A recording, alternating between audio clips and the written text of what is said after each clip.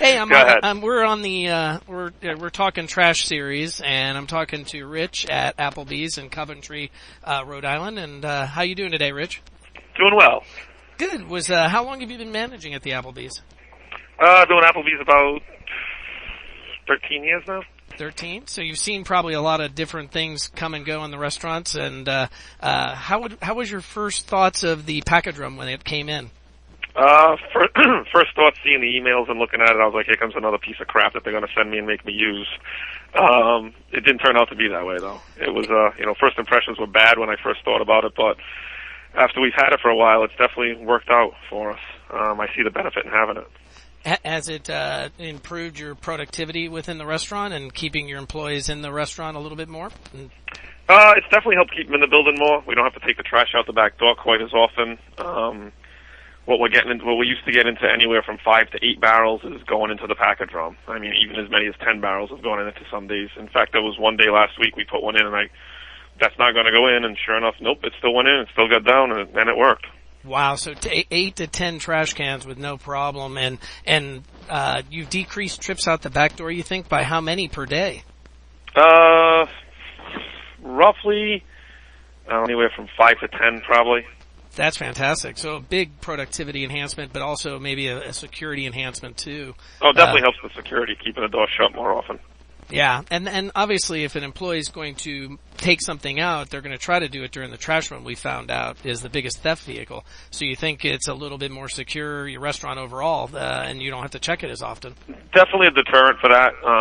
They can't just throw something on top of a trash barrel and walk it out the door and then leave it out there for, the trash is going into the compactor, which is getting squished down. So they're putting something in there, they're losing it, that's for sure.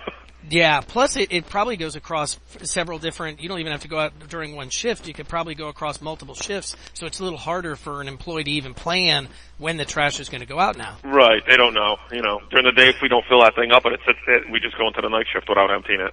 That's fantastic, and we're just getting your reduction and lowerings all situated for you, so you're going to have a smaller container, but have you noticed that your dumpster's not even close to half full? Oh, definitely. I came in this morning and it's half full.